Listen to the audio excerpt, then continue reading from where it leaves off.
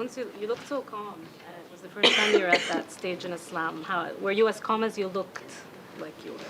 Well, I was actually not that nervous as the last matches. She's obviously better ranked than me. We played a few times and she won, so less stress. But I tried to actually win this time because it was frustrating every time she wins very easy. The first set was tricky a little bit because I started good, but then went down a little bit, couldn't win my serve. I like that the court was slow. It gave me more chance to play my game and mix it up a little bit. Obviously, second set was amazing for me. I was really relaxed and I tried to play my game, and I'm happy that I went through with it. The other day in the small interview, we talked about the fact that you're very proud as an African Arab to be playing the game, and you talked about perhaps being an inspiration to young girls in the region. Do you feel that this is going to be an extra motivation for them as well to see where you are at the quarterfinals? Oh, I think so, yeah. Well, I'm trying. I'm at quarterfinals for the first time and trying to inspire many young generation back home, either in Tunisia or the Arabic world, or especially in Africa, which is amazing. And I mean, it's not impossible. I made it. So, and I'm, like I said before, been practicing in Tunisia from the age of 3 till 16 or 17. So I'm 100% Tunisian product. I was curious if you had been at all hoping to play or expecting to play Serena in this round after you won your match, and if it was if you to adjust to not playing her, even though Wang's obviously already a great opponent who's been Well, tough actually, I for you wanted to before. play her. Yeah, I was looking forward to play Serena. But, Wang also is such an amazing player, and probably she pulled an unbelievable match. I watched a little bit at the beginning and then at the end. But then it is what it is. I mean, maybe I can play Serena another time.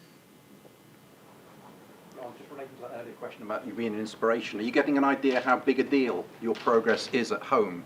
Back in Tunisia, is it all over the newspapers and TV? Are you getting any feel for it? Apparently, yeah, and I'm receiving a lot of messages, especially people waking up at 5 a.m. in the morning to watch my match.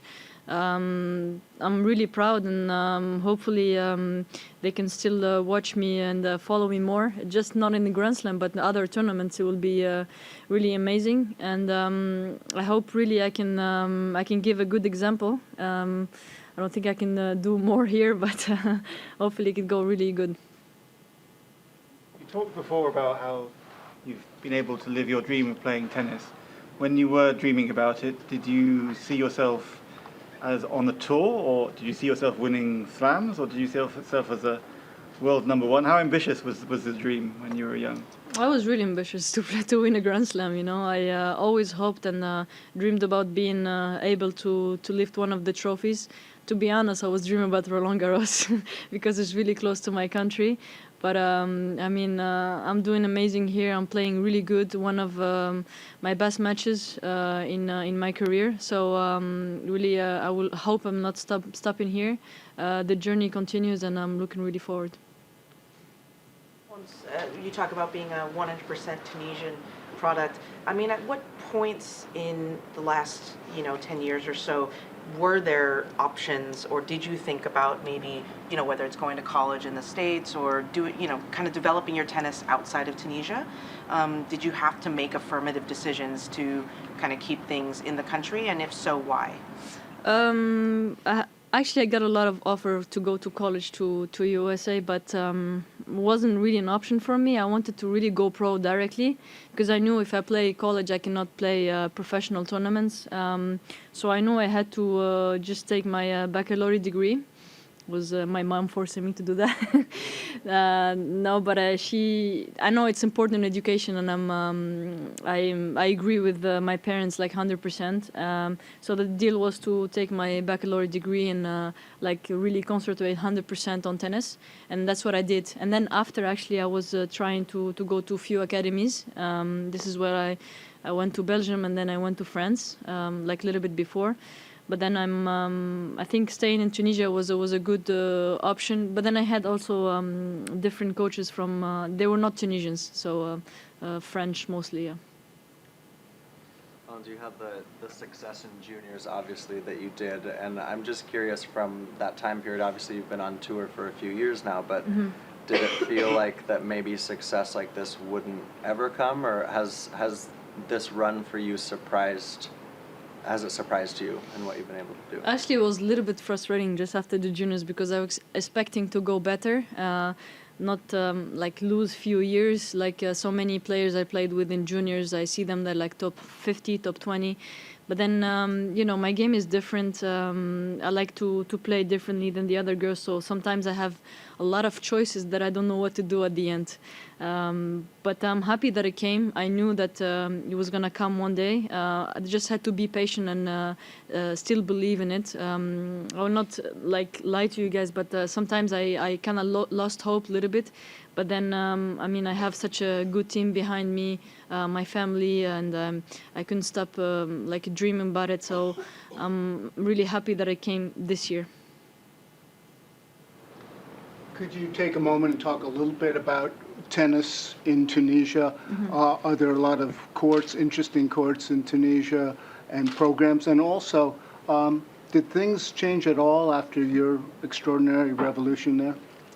Well, there is a lot of clubs, definitely a lot of courts. Mostly we like to play on clay in Tunisia. A lot of things changed actually when I won the juniors after 2011. It was a little bit tough after the revolution because, you know, it was not really safe at the time. But now everything like is normal. We don't have much experience. That's the only thing we don't have. Like we had like Salim Asfar before, top 100, but not many players.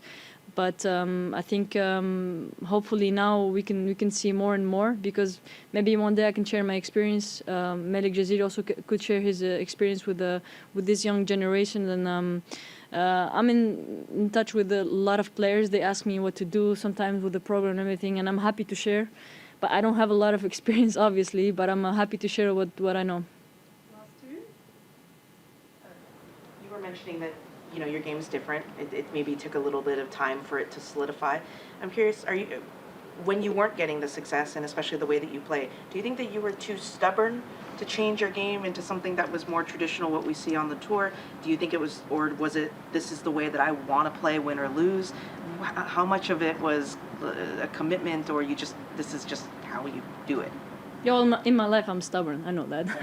But it's not the way to change, but more to improve some stuff, which I was not really lucky before with some coaches, because they obviously tried to change my game, which I think was the wrong idea to do that. But instead of telling me not to do drop shot, then teaching me maybe when to do the drop shot or picking the right time, you know.